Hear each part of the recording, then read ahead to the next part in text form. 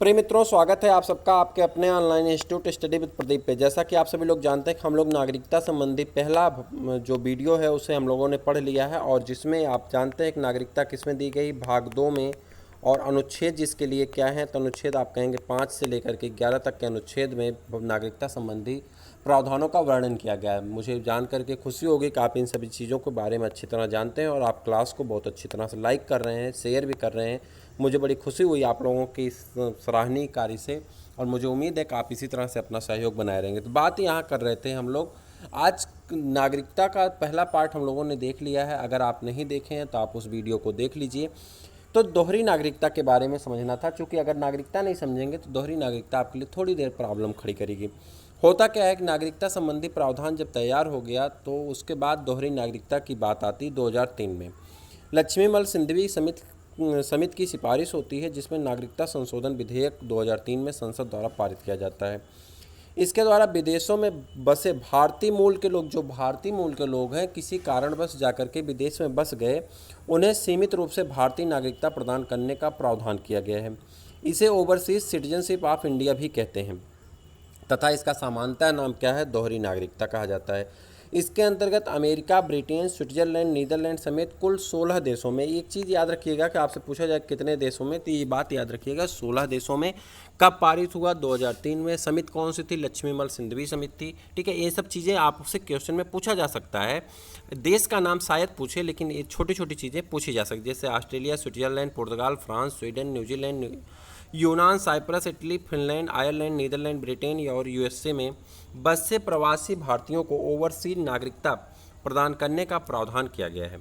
उन्हें बिना पासपोर्ट भारत आने जाने की स्वतंत्रता होगी, किंतु उन्हें मताधिकार या कोई संवैधानिक पद प्राप्त करने का अधिकार नहीं होता। देखिए, यहीं पे आपको ध्यान देना है कि वो भारत में बिना पासपोर्ट के आ सकते हैं, रह सकते हैं, अपना घूम टहल सकते हैं, लेकिन अगर वो सोचें कि यहाँ पे वोटिंग कर दें, किसी को चुनाव में वोट कर दें, तो वो अधिकार उन्हें नहीं दिया गया है। साथ में उन्हें यहाँ पे कोई भी संवैधानिक पद प्राप्त नहीं कर सकते, यानी ना तो सरकारी नौकरी यहाँ कर सकते हैं, ना ही आपके वो राज्य व्यवस्था से संबंधित किसी पद पे कार्य कर सकते हैं। उन्हें कोई भी इस तरह की संवैधानिक चीज़ें नहीं मिलने वाली हैं, और ना ही उन्हें अनुच्छेद 16 द्वारा प्रदत्त अवसर की समानता का अधिकार होगा। जो तो अनुच्छेद 16 में आपको अवसर की समानता दी गई, मतलब हर एक व्यक्ति को अवसर की समानता दी गई कि वो अपने अनुसार जॉब को या शिक्षा को ग्रहण कर सकता है, तो ये उन्हें छूट नहीं दी जाएगी। क्लियर? तो आगे बढ़ जाते हैं। यहाँ पे क्या आप जानते हैं, संबंधित बहुत अच्छी चीज़ है यहाँ पे, निर्वाचन आयोग के परामर्श से केंद्र सरकार ने 3 फरवरी 2011 को मतदाता पंजीकरण संशोधन विधेयक 2011 को प्रकाशित किया। इसका उद्देश्य विदेशों में रह रहे सक्षम मतदाताओं के नाम मतदाता सूचियों में शामिल करना है। अब विदेशों में रहने वाले सक्षम मतदाता नए फॉर्म 6A के माध्यम से आवेदन करके अपना मतदान मतदाता सूची में करवा सकते हैं। देखिए, यहाँ पे आपको याद रखना होगा कि 6A फॉर्म क्या है। आप प्रश्न पूछा गया है 6A फॉर्म किससे संबंधित है, और इवन यह प्रश्न आरओ में पूछा गया है, तो आप जानते रहिए 6A फॉर्म किससे संबंधित है। विदेशों में रहने वाले व्यक्ति अगर वो मतदाता सूची में अपना नाम डलवाना चाहते हैं तो 6A फॉर्म भर करके अब मतदाता सूची में शामिल हो सकते हैं।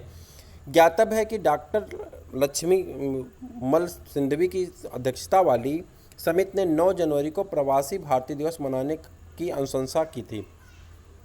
एल.एम. सिंधवी की अध्यक्षता वाली समिति ने 9 जनवरी को प्रवासी भारतीय दिवस मनाने की अनुशंसा की थी। आप जानते हैं 9 जनवरी 1915 को प्रवासी भारतीय दिवस 9 जनवरी 1915 को महात्मा गांधी दक्षिण अफ्रीका से भारत लौट आए थे, और यही कारण होता है कि उस दिन प्रवासी भारतीय दिवस मनाने की समिति ने क्या की थी, सिफारिश की थी। विदेशों में बसे भारतीय मूल के लोगों को 3 श्रेणियों में विभाजित किया गया था। पहला, अनिवासी भारतीय, जिसे NRI आप कहते हैं, नॉन रेजिडेंशियल इंडियन। दूसरा होता है भारतीय मूल के व्यक्ति जो पर्सन ऑफ इंडियन ओरिजिन हैं, जिसे PIO कहते हैं, और भारत के सीमा पारी नागरिक, जिसे ओवरसीज सिटीजनशिप ऑफ इंडिया नाम से भी जाना जाता है। पहले हम बात करते हैं NRI की। अनिवासी भारतीय कौन है? ऐसे भारतीय नागरिकों को कहा जाता है जो नौकरी अथवा व्यवसाय के उद्देश्य से वर्ष में 182 दिन अथवा उससे अधिक समयावधि तक विदेशों में रहते हैं। देखिए, एक बात यहाँ पे याद रखिएगा, 182 दिन, ठीक है। अक्सर हम लोग 6 महीने कहते हैं, और 6 महीने में होता क्या है कि 6 महीने में हम लोग 180 दिन को ही मान लेते हैं।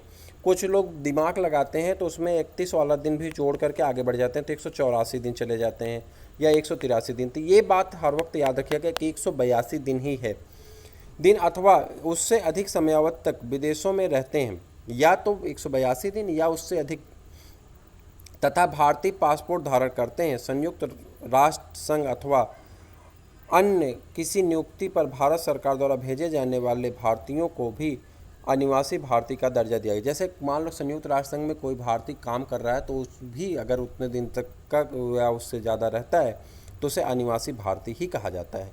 इन नागरिकों द्वारा भारत में आम चुनाव में मतदान के अधिकार की मांग लंबे समय से की जा रही थी। परिणाम स्वरूप भारत सरकार ने 2011 में एक अधिसूचना जारी करके अनिवासी भारतीयों को भारत में मतदाता के रूप में पंजीकरण करने हेतु सुविधा प्रदान कर दी। फॉर्म 6A के माध्यम से विदेशों में रहने वाले सक्षम मतदाता आवेदन करने मतदाता सूची में अपना नाम सम्मिलित करवा सकेंगे। भारतीय मूल के व्यक्ति PIO, जो लोग स्वयं अथवा उनके पूर्वज कभी भारतीय नागरिक थे लेकिन वर्तमान में ये लोग किसी दूसरे देश के नागरिक बन गए हैं, अर्थात ऐसे व्यक्ति जिनके पास कभी भी भारत का पासपोर्ट रहा है तथा जिनके माता पिता, दादा दादी, नाना नानी में से कोई भारत शासन अधिनियम 1935 के अंतर्गत तत्कालीन भारत क्षेत्र का निवासी रहा हो अथवा किसी ऐसे क्षेत्र का निवासी था जो बाद में भारत का हिस्सा बन गया हो, तो उस व्यक्ति और उसके वैवाहिक संबंधी को भारतीय मूल का व्यक्ति PIO माना जाता है। लेकिन वे व्यक्ति पाकिस्तान, श्रीलंका, नेपाल, भूटान, अफगानिस्तान, चीन और बांग्लादेश के नागरिक हैं या कभी रहे हैं, वे भारत मूल के व्यक्ति नहीं माने जाएंगे। ठीक है, अगर वो पाकिस्तान, श्रीलंका, नेपाल, भूटान, अफगानिस्तान, चीन या बांग्लादेश के नागरिक रहे हैं तो कभी भारत के मूल नागरिक नहीं माने जाएंगे। ठीक है, वर्ष 2002 में भारतीय मूल के लोगों के लिए PIO कार्ड की प्रक्रिया प्रारंभ की गई थी, जिसके द्वारा PIO कार्ड धारक व्यक्ति कार्ड जारी होने की तिथि से 15 वर्षों तक बगैर वीज़ा के भारत आ सकता है।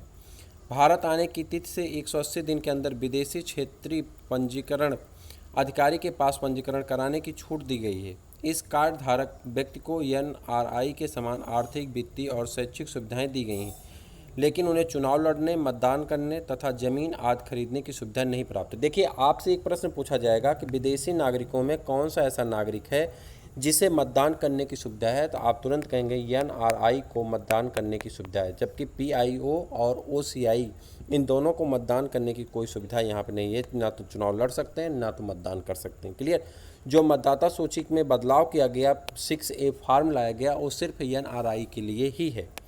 भारत के सीमापारी नागरिक OCI नागरिकता संशोधन अधिनियम 2005 के द्वारा किसी देश में रह रहे भारतीय मूल के व्यक्तियों को कहा जाता है तथा उन्हें विदेशी भारतीय नागरिकता प्रदान करने का प्रावधान किया गया है। यह कानून उन देशों में रह रहे भारतीय मूल के लोगों के लिए है जिन देशों में स्थानीय कानून के अनुसार दोहरी नागरिकता प्रदान करने की व्यवस्था है।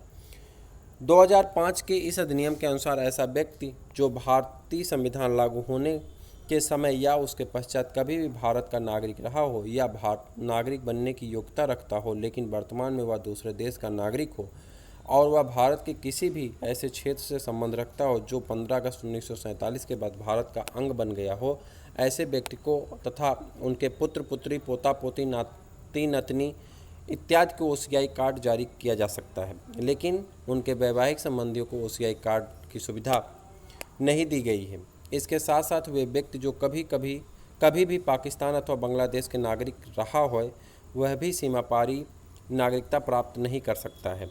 इस नागरिकता को लोकप्रिय रूप से दोहरी नागरिकता भी कहा जाता है। कुछ परिस्थितियों में सीमापारी नागरिकता समाप्त भी हो सकती है, जैसे कि OCI से त्यागपत्र देने पर तथा भारत सरकार के द्वारा समाप्त करने पर। भारत सरकार झूठे तथ्यों पर नागरिकता प्राप्त करने से भारतीय संविधान के प्रति असम्मान प्रकट करने, युद्ध की स्थिति में दूसरे देश की सहायता करने या गोपनीय जानकारी को साझा करने, नागरिकता प्राप्त करने के 5 वर्ष की अवधि के अंदर 2 वर्ष तक जेल की सज़ा अगर आपको होती तो आपकी नागरिकता दिक्कत में आ सकती। ठीक है, नागरिकता किसी भी प्रकार से भारत की संप्रभुता, सुरक्षा, अखंडता या जनहित की हानि होने पर ओसीआई का दर्जा समाप्त कर सकती। भारत सरकार को यह अधिकार है। यानी आप अगर भारत के नागरिकता तो ओसीआई कार्ड आपको मिल जाता है, लेकिन उसमें आपको कई चीज़ें, जैसे एक सीधे सीधे एक लाइन में कहते हैं, भारत का जो संविधान है उसे आपको मानना होगा और उसके अधिकार क्षेत्र के बाहर आप कोई कार्य नहीं कर सकते हैं। अगर उसके अधिकार क्षेत्र के बाहर आप कोई कार्य करना चाहते हैं तो आपकी ओसीआई नागरिकता समाप्त हो जाएगी। एक लाइन की बात यही इतनी है। 28 जून 2005 को नागरिकता संशोधन अध्यादेश 2005 की उद्घोषणा की गई। इसके द्वारा नागरिकता अधिनियम को पुनः संशोधन कर यह प्रावधान किया गया कि कोई भी प्रवासी भारतीय जो किसी ऐसे देश में रह रहा हो जहां दोहरी नागरिकता का प्रावधान है, सीमा पारी भारतीय नागरिकता प्राप्त कर सकता है। इस प्रावधान के तहत पाकिस्तान या बांग्लादेश को छोड़कर अन्य सभी देशों के नागरिक भारतीय मूल की ओवरसीज नागरिकता प्राप्त कर सकते हैं। ठीक इस प्रकार अभी तक केंद्र सरकार भारतीय मूल के व्यक्तियों एवं उनके परिवारों को दो तरह की योजनाएं उपलब्ध कराती है। पहला, भारतीय मूल के व्यक्तियों PIO और विदेशी भारतीय नागरिक ओसीआई का कार्ड। नागरिकता संशोधन विधेयक 2015 में PIO तथा OCI कार्ड योजनाओं के विलय का प्रावधान है। इसके द्वारा PIO कार्ड योजना को समाप्त कर दिया गया तथा जारी किए गए PIO कार्ड को OCI कार्ड का दर्जा देने का प्रावधान किया गया है। ज्ञातव्य है कि 2 मार्च 2015 को यह विधेयक लोकसभा द्वारा और 4 मार्च 2015 को राज्यसभा द्वारा पारित कर दिया गया।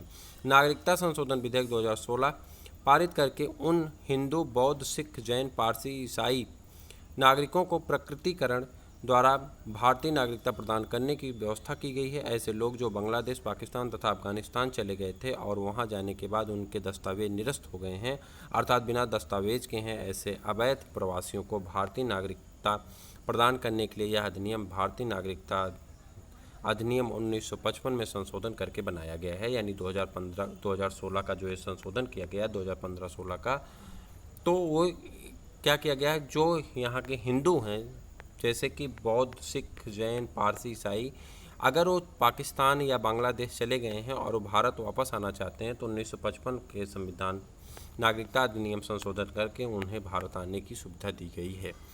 तो इस प्रकार से आपने दोहरी नागरिकता को भी समझा, नागरिकता के बारे में समझा। आपका दूसरा चैप्टर यहीं कंप्लीट होता है। इसके बाद हम लोग चलेंगे तीसरे चैप्टर में, भाग 3 में, मूल अधिकार में। और मुझे उम्मीद है कि आपको बहुत पसंद आएगा। तो अपने दोस्तों को शेयर करिए, लाइक करिए, सब्सक्राइब करिए। फिर मिलते हैं किसी और वीडियो में, तब तक के लिए इजाज़त दीजिए।